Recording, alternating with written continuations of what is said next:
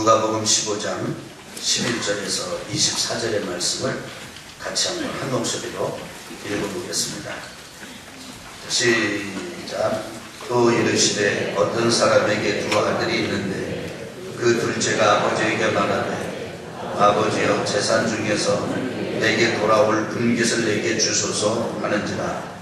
아버지가 그 살림을 각각 나눠 주었더니 그 며칠이 안 되어 둘째 아들이 재물을 다 모아가지고 먼 나라에 가 거기서 허랑방탕하여 그 재산을 낭비하더니 다 없애는 그 나라에 그게 6년이 들어 그가 비로소 궁핍한지라.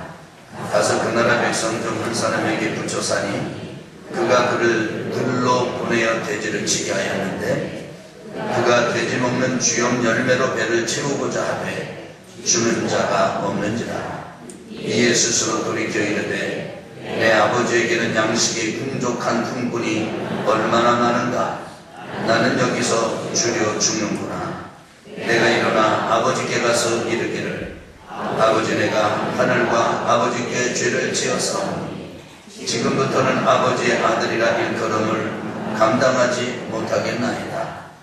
나를 품꾼의 하나로 보소서 하리라 하고 이에 일어나서 아버지께로 돌아가니라. 아직도 거리가 먼데 아버지가 그를 보고 측은히 여겨 달려가 목을 안고 입을 맞추니 아들이 이르되 아버지, 내가 하늘과 아버지께 죄를 지었사오니 지금부터는 아버지의 아들이라 일컬음을 감당하지 못하겠나이다. 아버지는 종들에게 이르되 제일 좋은 옷을 내어다가 입히고 손에 가락지를 끼우고 발에 신을 치느니라. 그리고 살진 송아지를 끌어다가 잡으라. 우리가 먹고 즐기자. 이 내 아들은 죽었다가 다시 살아났으며 내가 잃었다가 다시 얻었노라 하니 그들이 즐거워하더라. 아멘. 이 땅에 태어난 모든 사람들은 사랑받고 싶은 욕구가 있습니다. 그런데 그 사랑이 완벽하게 완전하게 충족되는 사람은 한 사람도 없습니다. 그 말은 달리 바꾸어 말씀을 드리면 그 어떤 아버지와 어머니 부모도 낳은 자녀들의 그 사랑에 대한 욕구와 갈망과 열망을 100% 완전하게 완벽하게 충족시켜주는 부모는 없다는 것을 의미합니다. 그렇다면 우리 인간의 그런 사랑받고 싶은 욕구는 어떻게 누구에게서 충족되는 것일까요? 그리고 왜 그렇게 되었을까요? 에덴 동산의 아담과 하와가 하나님의 말씀을 어기고 사단의 말을 들음으로 이제 그들 사이에 분리가 일어나고 에덴 동산에서 그 불순종 때문에 쫓겨난 이후부터 이상하게도 사람들은 열망은 있으나 그 열망의 충족만큼은 온전하게 받을 수 없는 죄인이 되고 말았습니다. 예수님은 그런 인간에게, 사람에게 이 땅에 완벽한 아버지가 계시다. 그래서 하나님 아버지에게로 와야 된다 라고 하는 사실을 오늘 이 복음 비유의 말씀을 통해서 일러주고 계십니다. 지금 예수님에게 찾아 나온 당시 사람들의 손가락질을 받은 사람들이 있었습니다.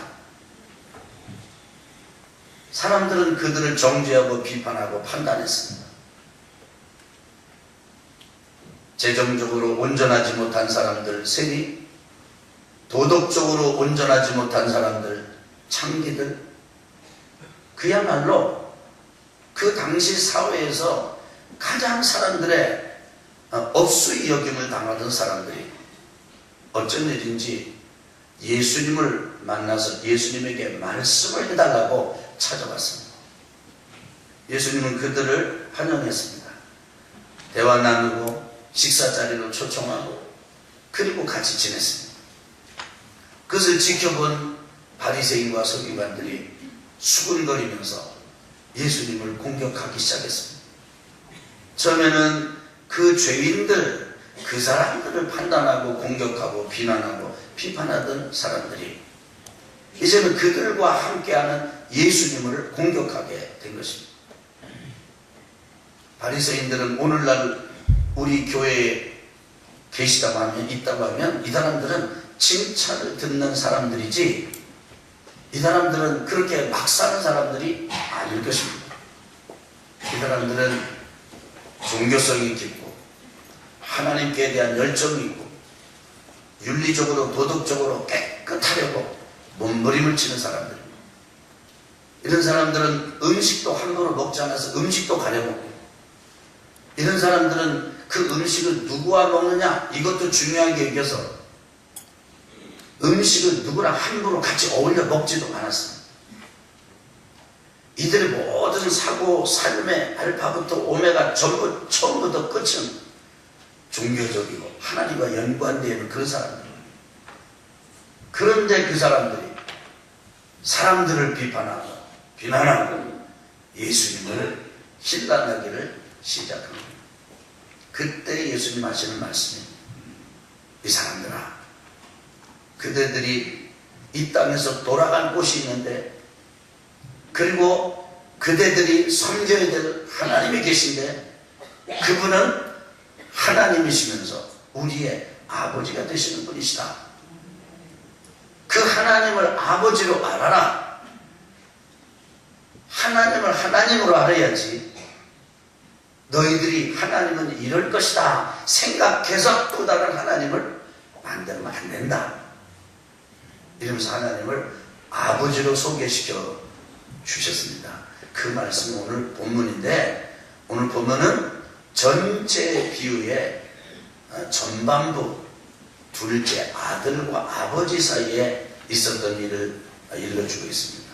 여기서 보면 하나님이 어떤 아버지냐, 이것에 대해서 설명을 해주세요. 한번 우리 보겠습니다. 우리 같이 제목부터 금주의 강단을 읽어가면서 말씀을 보실까요? 제목 시작. 하나님 아버지의 마음이. 오늘 본문은 탕자의 비유 전반부, 즉 둘째 아들이 집을 떠났다가 다시 돌아오는 이야기입니다. 둘째 아들을 대하는 아버지는 오늘 우리를 향하시는 하나님의 모습입니다. 하나님은 어떤 아버지입니까? 여러분 저를 보실래요? 하나님은 어떤 아버지십니까? 그래서 이 질문을 여러분과 저도 같이 가졌으면 좋겠습니다. 첫째 보겠습니다. 시작. 가슴 아프게 지켜보시는 아버지입니다. 둘째 아들은 배역했습니다. 첫째, 유산을 요구했습니다. 산 아비에게 어서 빨리 죽어달라는 것과 다름없는 아주 몹쓸 짓입니다. 두 번째, 아버지를 떠났습니다. 그 유산으로 당연히 아버지를 돌봐드려야 했지만 구속받는 것이 싫어 버리고 떠났습니다. 세 번째, 유산을 탕진했습니다. 유산은 아버지의 생명과도 같습니다. 아버지의 인생 생명을 허비한 것입니다.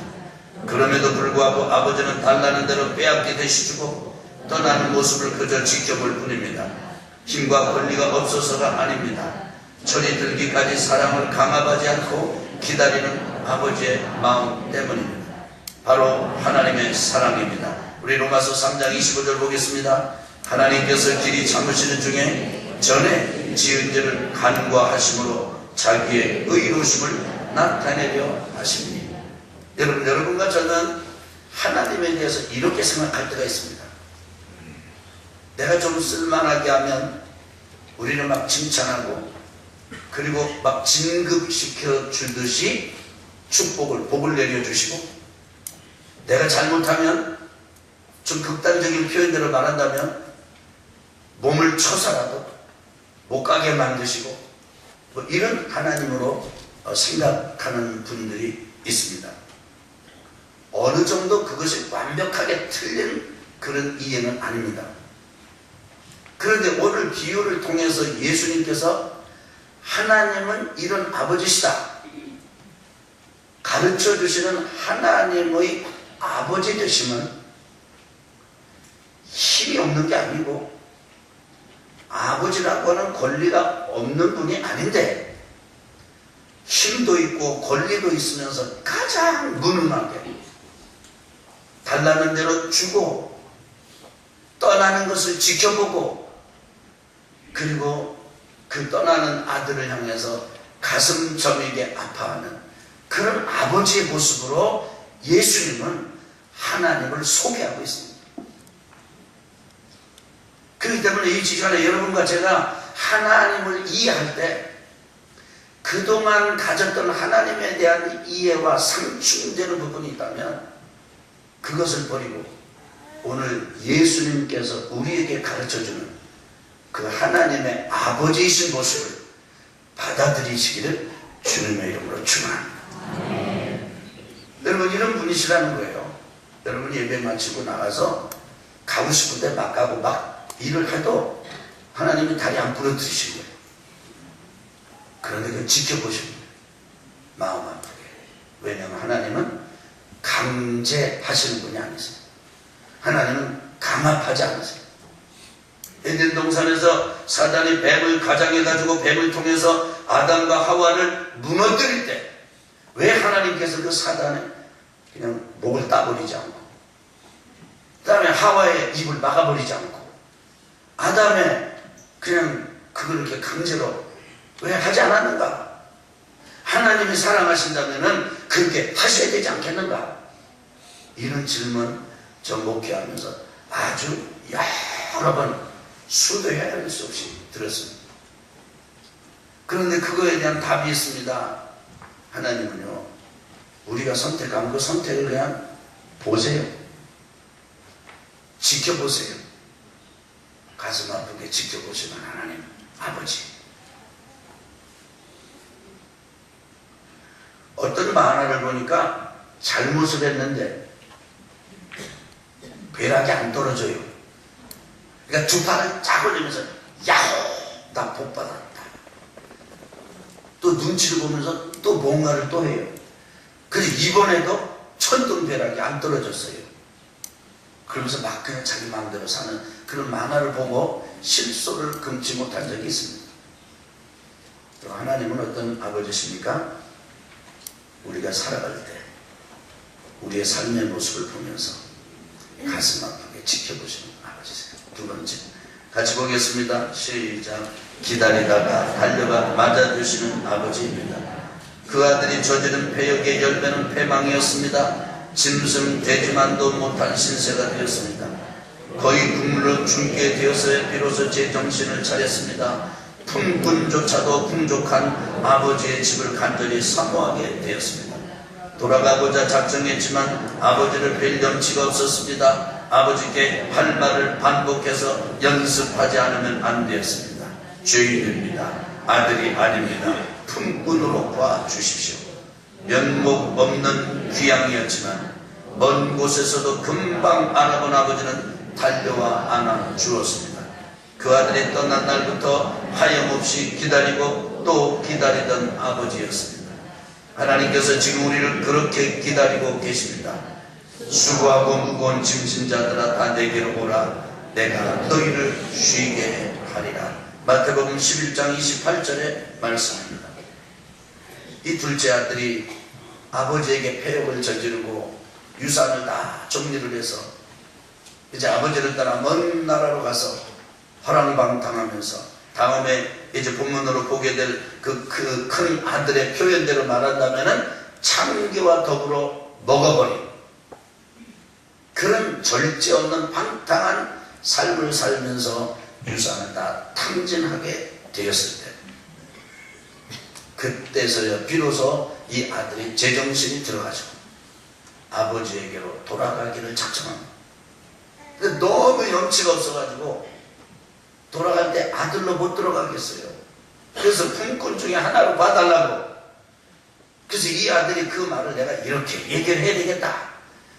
보니까 제가 이 말씀을 묵상하면서 저는 이번에 새롭게 좀 제게 다가온 부분은 뭐냐면 이 둘째 아들이 연습을 마치 연극 배우가 대사를 무대에 올라가면 내가 이렇게 해야 되겠다 이렇게 연습한 것처럼 내가 아버지에게 돌아가서 아버지를 만났을 때 내가 이 말을 해야 되겠다 이렇게 연습을 한 것 같아요.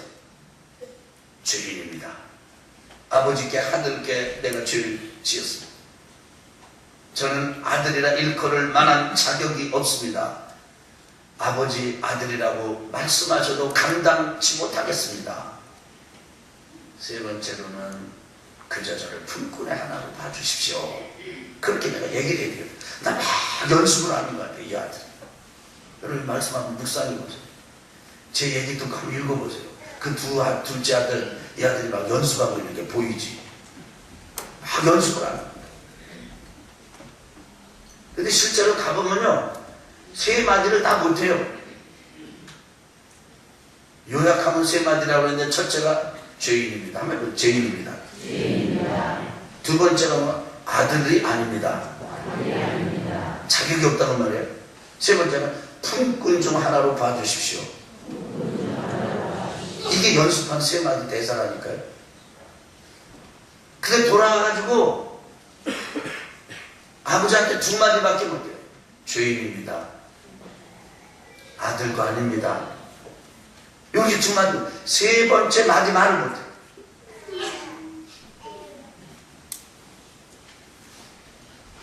이 아들이 돌아왔을 때 이 아들 아버지는 다른 거 생각하지 않냐. 떠난 날부터 이 아들이 정신 차리고 철이 들어서 돌아오기를 기다리는. 그래서 동네로 친다면 동네 어구 동구 밖에 나와가지고 언제 돌아오나 이 아들을 기다리는 아버지의 모습으로 예수님께서 하나님을 설명합니다. 여러분 가만히 또 이 말씀 비유를 전체 읽어보면요, 이 비유를 읽어보면은 이 둘째 아들 녀석이 먼 나라 가가지고 개판치고 살 때 이 아들도 그렇고 큰 아들도 그렇고 이 아버지도 그렇고 소식을 다 들은 것 같아요. 왜냐하면 이 큰 아들이 일하고 들에서 이렇게 돌아오면서 자기 집에서 풍악 소리 나는 거 보고 듣고 뭐 어찌 된 일이냐 어쩌고 이렇게 얘기할 때 아버지한테 따지듯이 하는 말이 있어요. 아까 말씀드린 것처럼 참기와 함께 다 먹어버린 그 둘째 아들한테는 잔치를 이런 짐승을 잡아서 주면서 저한테는 뭘 해주셨습니까? 보니까 누가 설명한 것도 아닌데 참기와 먹어버렸다라고 하는 사실을 알고 있잖아요. 이게 다 먹어오고 간 게 있었던 거예요. 그런 소식을 들으면서도 이 아버지는 철이 들어서 돌아오게 될 것이다. 돌아와야 한다. 그리고 나는 그 아들을 맞아줄 것이다. 이렇게 기다리다가 달려가 맞아주시는 아버지. 여러분과 제가 억울하게 어려움을 당하기도 하지만 실제로는 실수와 실패와 죄를 지어서, 때로는 고의적으로 죄를 지어서, 의도적으로 죄를 지어서 만신창이가 될 수도 있습니다. 그런데 우리 하나님은 여러분과 저를 향해서 기다리시고, 기다렸다가 우리가 돌아가면 너는 이것은 핍박으로 당한 죄였기 때문에 괜찮다. 그런데 너는 안 돼. 너는 네가 의도적으로 죄를 지어서 너는 열외 빠져. 이렇게 하지 않으시고 돌아오는 아들 그 모습 하나로 기뻐서 맞아주시는 분이 하나님 아버지십니다. 승리하시길 주 이름으로 축원합니다. 세 번째, 우리 같이 한번 읽겠습니다. 시작. 기쁨으로 환영잔치를 벌여주시는 아버지. 역설적이게도 둘째 아들의 패망은 복이 되었습니다. 인생 밑바닥에서 양심의 소리를 듣고 돌아왔기 때문입니다. 죄인입니다. 자식이 아닙니다. 차마 품꾼 중 하나로 봐주십시오. 라는 마지막 말은 꺼내지도 못했습니다. 아버지의 기쁨이 망하기 때문입니다. 그 아버지에게는 분노나 사라진 재산에 대한 일말의 아쉬움이 전혀 없었습니다. 서둘러라. 제일 좋은 옷을 입혀라. 가락지를 끼워라. 신을 신겨라. 살찐 송아지를 잡아라. 우리가 먹고 즐기자. 내 아들이 죽었다가 다시 살아났다. 잃어버렸다가 다시 찾았다. 온 집이 떠나도록 아들의 귀한 기념잔치를 벌이는 기쁨만이 충만했습니다. 이것이 우리를 향한 하나님의 기쁨입니다. 내가 너에게 이르노니 이와 같이 죄인 한 사람이 회개하면 하늘에서는 회개할 것 없는 의인 99으로 말미암아 기뻐하는 것보다 더하다. 내가 너에게 이르노니 이와 같이 죄인 한 사람이 회개하면 하나님의 사자들 앞에 기쁨이 되느니라. 누가복음 15장 7절 10절의 말씀입니다. 하나님 어떤 아버지와 같으시냐면 이렇게 개판을 치고 모든 걸 다 잃어버리고 옷도 거지보다 더 거지같이 신발도 제대로 신지 못하고 피골이 상접해서 떠날 때는 자신만만하게 떠났는데 기세 좋게 떠났는데 이제는 인생의 완벽한 패장병이 돼가지고 비실거리면서 돌아오는 그 둘째 아들. 우리 식대로 한다면 야단을 쳐도 한참 야단을 치고 꾸지람을 해도 한참 꾸지람을 2박 3일 3박 4일 동안 해도 괜찮을 텐데 그 하나님 아버지는 이 아들을 맞으면서 소리를 지르고 자기 집에 직원들, 종들, 품꾼들 서둘러라! 제일 좋은 옷을 가져와라. 입혀주어라. 입혀주는 것까지 하라 그러는 거 보니까 이 아들이 염치가 없어서 못 입었던 것 같아요. 지저분한 거 다 벗기고 그리고는 옷을 입혀 가락지를 끼워주고 신발을 또 가도록 신겨주고 산진 송아지를 잡으라고 선박에는 우리 같이 즐거워하자 그러고 보니까 이 아버지에게는 아들 돌아오니 한 가지 사실 너무 큰 기쁨, 그것으로 정말 기쁨 충만하신 하나님 아버지. 여러분 오늘 여러분과 제가 예배를 드리러 이 자리에 앉아 있다는 한 가지 사실만으로도 하나님께서 아주 기뻐 뛰며 그리고 아주 잔치를 벌이는 마음을 가지고 계시다는 사실을 기억하시기를 축복합니다. 아멘. 우리는 우리 자신을 그렇게 보고 내가 나를 봐도 기쁘지 않아요. 왜냐하면 내가 실수투성이고 내가 부족한 게 많고 나는 참 이런 게 있고 이런 게 있고 이런 게 그래도 내가 나한테 불만이 많아요. 그러니까 그 사람이 나한테 불만을 가지고 있다고 하더라도 그것만 하나도 이상한 게 아니에요. 하나님이 나에 대해서 그냥 안타까운 마음, 막 불만을 가지고 막 야단을 치셔도 맞을 준비가 돼 있어요. 그런데 여러분, 그런 여러분과 저에게 하나님께서는 아버지로 오시는데 그 여러분과 제가 하나님 앞에 나와서 찬송한다는 것 하나만으로도 무지무지 기뻐하시는 아버지. 여러분과 제가 와가지고 예배를 드리면서 무표정하게 전혀 그냥 그렇게 있어도 그거를 기뻐하시는 아버지. 이해할 수 없잖아요. 근데 예수님 말씀하시는 거예요. 야, 이게 하나님 아버지야. 너 하나님을 이렇게 알아야 된다. 바리새인들아, 서기관들아, 이분이 하나님 아버지시여. 이런 아버지와 같은 분이 하나님이시구나. 그렇다면 너 이 사람들하고 내가 밥 먹고 이렇게 하는 거 너 심판하고 비난하고 수군거릴 수 있겠냐? 자, 정리해 보겠습니다. 여러분, 저는 제가 이렇게 정리를 했지만 사실은 여러분이 이 말씀을 읽으면서 여러분들이 느끼는 또 하나님은 이런 아버지시로구나 정리하시는 내용이 많을 거예요. 저도 정말 여러 가지 하면서 그냥 이렇게 세 가지를 그냥 정리를 해보는 거예요. 이게 뭐 제가 정리한 거니까 여러분이 참조를 하시고 여러분도 오늘 이 비유를 통해서 둘째 아들과 아버지의 사건을 통해서 경험하시는 하나님을 한번 정리해 보시기를 바랍니다. 매우 유익한 시간이 되실 거예요. 결론 같이 한번 읽어보겠습니다. 시작. 지금은 귀로의 시간입니다. 따라합시다. 가슴 아프게 지켜보시는 아버지, 기다리다가 달려가 맞아주시는 아버지, 기쁨으로 환영 잔치를 벌여주시는 아버지,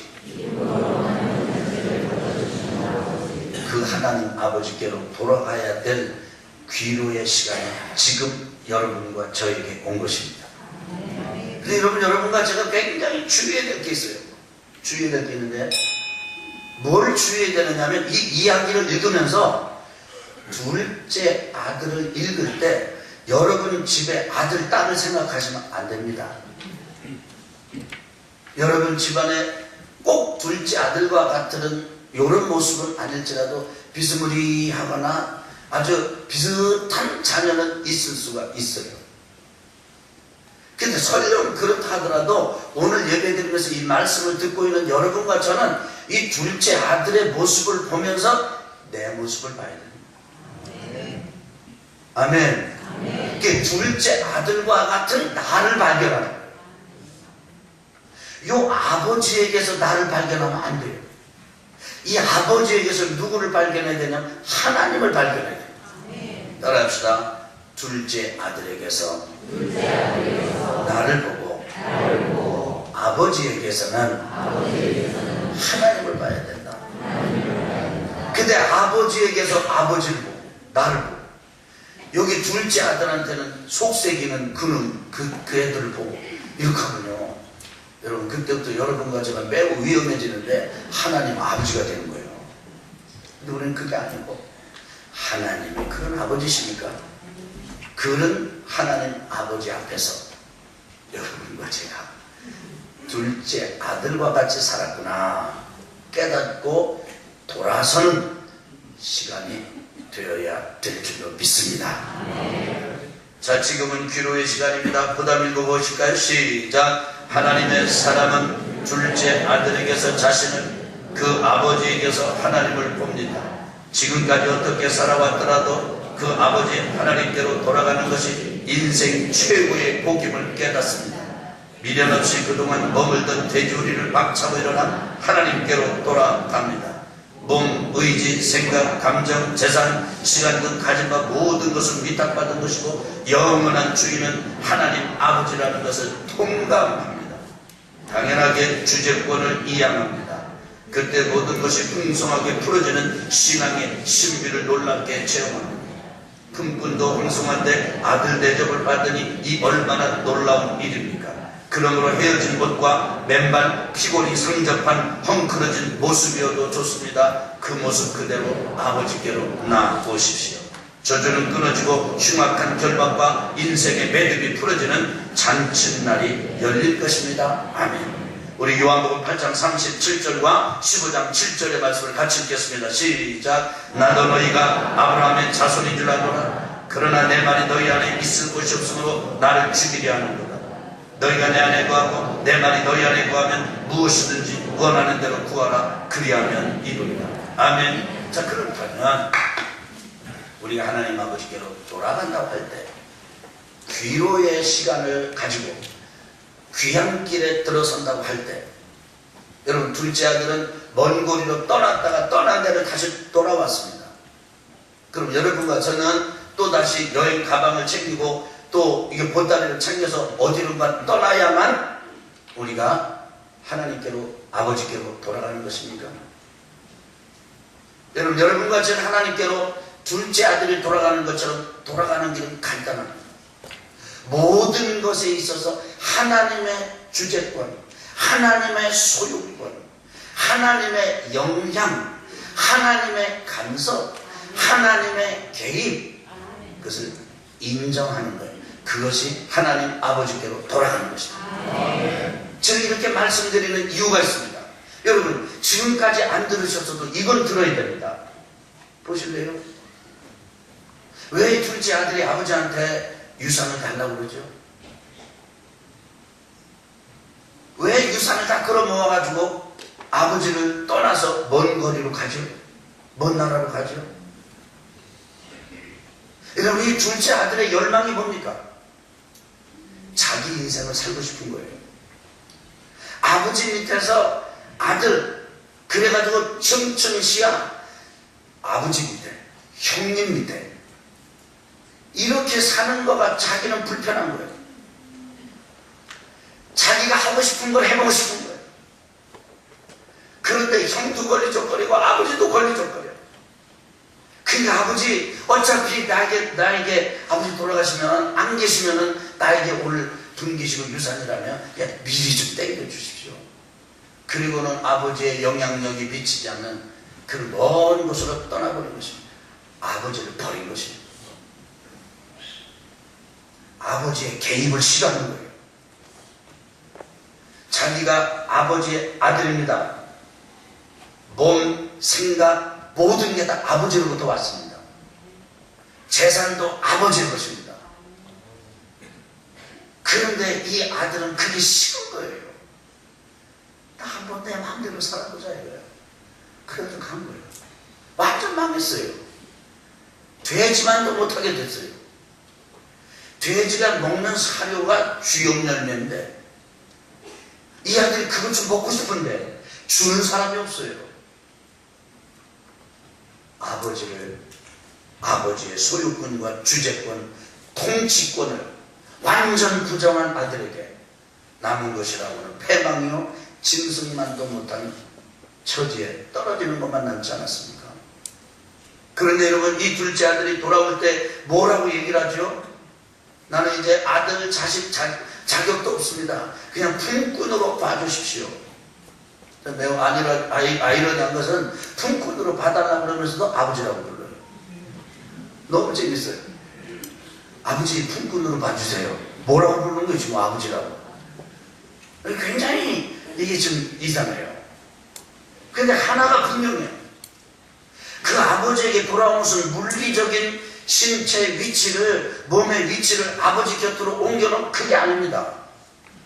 돌아올 때는 이제는 나 진짜 아버지 밑에도 유산을 더 이상 유산을 요구했던 그런 아들, 나 그런 아들 그것 말고요. 이제는 아버지가 저의 주인입니다. 여러분, 품꾼, 노예, 종이 되는 건 뭐예요? 아버지의 소유물이 된다는 거잖아요. 그렇지 않습니까?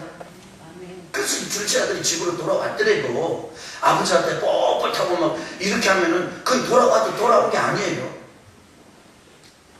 그렇기 때문에 여러분과 제가 하나님 아버지께로 돌아가는 귀로의 길, 그것은 다른 게 아니라 내 목숨이 내 게 아니다, 이렇게 인정하는 거예요. 내 생각도 내 것이 아니다, 하나님의 것이다. 내 의지도 내 게 아니다, 하나님의 것이다.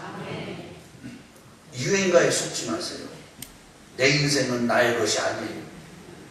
또 어떤 가수는 막 너무 매력 있게 불러, 막 나의 인생아 이렇게 부르는, 그 얘기를 듣고 있으면 진짜 내 인생이 내 거 같아. 여러분, 속지 마시기를 바랍니다. 그렇게 살면은 짐승만도 못하게 된다는 거예요. 그런데 내가 가진 모든 소유가 아버지의 것이다. 내 몸도 아버지의 것, 내 생각도 아버지의 것, 내가 가지고 있는 이런 모든 시간, 하나님의 시간 다 거두면 여러분과 저의 호흡이 싹 빠져나가 버리는 거예요. 하나님 내 주인이다, 이렇게 인정하고 살아가기를 시작하는 것, 이것이 여러분과 제가 하나님 아버지께로 돌아가는 것인 줄 믿습니다. 그럼 제가 여쭤볼게요. 직장도 누구 거예요? 아주 그냥 이렇게 그렇죠. 사업도 누구 거예요? 진짜. 여러분과 가지고 있는 건 전부 아버지의 것이에요. 그런데 이상해요. 이게 신앙의 역설. 그렇게 될 때 풀어지는 거예요. 그렇게 될 때 저주가 끊어져요. 참으면 그렇게 될 때 흉악한 결박이 끊어지는 거예요. 그렇게 될 때 매듭이 풀어집니다. 여러분, 참 죄송한 얘기지만 이런 거 있잖아요. 내가 가지고 있는 돈이 내 것 같잖아. 그래서 내가 감수하려고 하잖아요. 근데 그때는 그 가진 재산 때문에 여러분 짐승보다도 못하게 살 수 있다니까요. 아직 돼지 우리는 아니시라고요? 그런데 앞으로 그렇게 되지 않을까요 혹시? 아니, 겉으로는 멀쩡한데 이미 내면으로는 돼지 우리보다도 더 못하게 지금 지내고 계시는 건 아닐까요?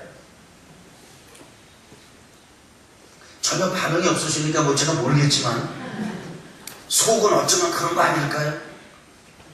그런데 그러나 난 거기에는요 재정의 형통이 일어나지 않아요. 여러분 잘 들어보세요. 옷 입혀라, 신발 신겨라, 가락지 끼워라, 장치 벌여라. 이거는요 아버지의 소유권. 그래서 아버지가 주인이고 나는 아버지의 이제 품꾼입니다. 이런 마음이 있을 때 그런 부여가 부어졌다는 거예요. 저는 이것이 여러분과 저에게 들려지게 되기를, 깨달아지게 되기를, 감각되게 되기를, 터치되기를 주 이름으로 축원합니다. 아멘. 그래서 그때 신비하게도 야 진짜 열리네, 진짜 풀어지네, 진짜 하나님의, 여러분 아멘 하세요. 진짜 하나님이 나에게 불을 허락해 주셨네. 와 진짜 나에게 인생 길이 열리네. 여러분 지금까지 내가 운전해 가지고 인생이 요쯤 됐다면 이제 운전대 한번 가보실 필요도 있잖아요. 그럼 하나님 좀 운전대를 좀 잡아주세요. 한번 그래도 되지 않을까요? 지난 금요일 밤에 성령 돌파 기도의 시간에 오셨습니까? 그때 안상훈 집사님 간증하셨잖아요. 근데 질문이 있더라고. 어떤 분이 이건 그때 안 온 분들은 몰라요. 그럼 그때 성가대 봤던 그분하고 그럼 며느리 됐대요? 그런 질문 하더라고요.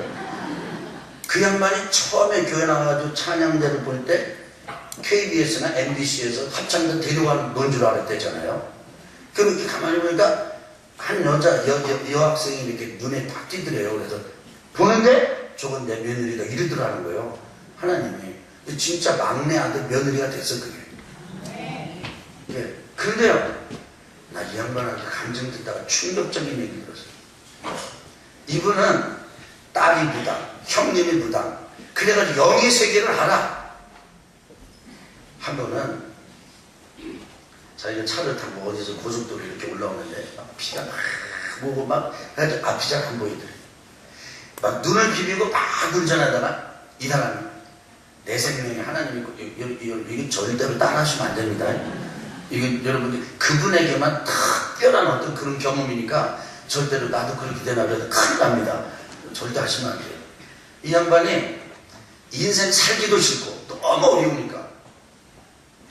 그런데 하여간 하나님이 진짜 나를 책임지시고 나의 주인이시면 나 이제 운전대 놀랍니다. 그럼 운전대 딱 놔버린대. 고속도로에서. 따라하시면 안 돼요. 이게 일반화시키면 안 돼요. 이거는 그분의 또 근데 가족들이 같이 타고 있었다는 거예요. 그래서 아니 그게 운전대를 이렇게 놓으면 어떡하냐고 가족이. 그래서 하나님이 나의 주인이시고 나의 주인이시고 그리고 나의 전무를 하면 하나님이 운전해 가실 거 아니냐. 그렇게 해서 80km를 갔대요. 근데 믿을 수가 없어. 그래서 제가 인도에서부터 확인했어요. 나 여기 와서도 확인했어요. 근데 진짜 그렇게 했냐. 자기 진짜 그렇게 했다. 그렇게는 못하더라도 그건 그렇게 추천할 방법이 별로 좋은 방법이 아니에요. 그런데 그렇게는 못해더라도 지금까지 내가 내 아이디어 가지고 살아서 지금이 됐다면 이제 지금부터는 아버지가 돌아와서 우리 인생의 운전대를 하나님께 내어 맡겨보는 거 여러분 어떻습니까? 예배를 드리실 수 있는 자리까지 오셨다면 이제는 물질의 주인도 하나님이라고 인정할 수 있는 자리까지 한번 나아가보지 않으시겠습니까? 여러분과 제가 예배 자리까지 오셨다면 내 사업도 것입니다. 그렇게 한번 해볼 수 있는 자리까지 나가보시는 게 어떨까요? 그것이 영적 진보고 영적 성장입니다. 그 안상호 집사님은 매우 독특해요. 회사가 4개예요. 사무실이 여러 군데입니다. 이분은 아침에 큰아들이 운전해주는 차를 가지고 출근합니다. 그리고 와서 예배를 드립니다. 그 예배를 드리고 예배를 마치면 이상 끝! 하고 이 사람은 그냥 회사를 나옵니다. 그 밑에 사람들이 다 근무를 합니다. 이 사람까지 하는 일이 그거예요. 그런데 이 양반이 고백하는 고백이 있습니다. 이 회사는 하나님의 것이다. 하나님이 경영하시다. 여러분 궁금하시면 그분을 찾아가 보시기 바랍니다. 저희가 인도 단기 선교팀이 좀 괜찮게 인도에서 대접을 해드렸고 여기 오셨을 때도 저희가 그냥 괜찮게 대답을 해드렸기 때문에 우리 교회 또 명예교인이라고 인정을 받았기 때문에 온양 온천 교인이라고 그러면 그분이 식사 괜찮게 대접해 주실 거예요. 진짜 궁금하면 그분 가보세요. 그래서 만나보세요. 당신 어떻게 이렇게 됐냐고 호탕하게 알려주실 것입니다. 한 번은 이분이 그런 적이 있었다면요, 자기들이 그 밑에 이제 무슨 뭐 누가 이렇게 책임지는 사람이 와서 사장님 이거는 이렇게 해야 됩니다. 근데 자기가 딱 하나님께 기도하는데 너 아니다. 그리고는 엉뚱한 거 저거를 해라. 이렇게 얘기를 했다는 거예요. 밑에 사람이 얼굴이 난처해가지고 그렇게 하시면 안 되는데 이게 안 맞는데 이 안상호 집사님 말씀, 야 누가 사장이냐? 그렇게 묻고 자기를 따라 살아냈다. 그는 나중에 하려고 했던데 그렇게 바꿔가지고 너무 잘 됐다는 거예요. 저는 사업가가 아니기 때문에 요 정도밖에 설명을 못해요. 그리고 난 잘 이해가 안 돼. 그런 게 어떻게 그렇게 가능한지. 근데 그분은 그것이 그분의 간증이에요. 한번 인생의 주인을 받고 보지 않으시겠습니까? 하나님 아버지 가슴 아프게 지켜보시고 기다리다가 맞아주시고 그리고 기쁨으로 잔치를 벌여주시는 그 하나님 아버지와 함께 살아보지 않으시겠습니까?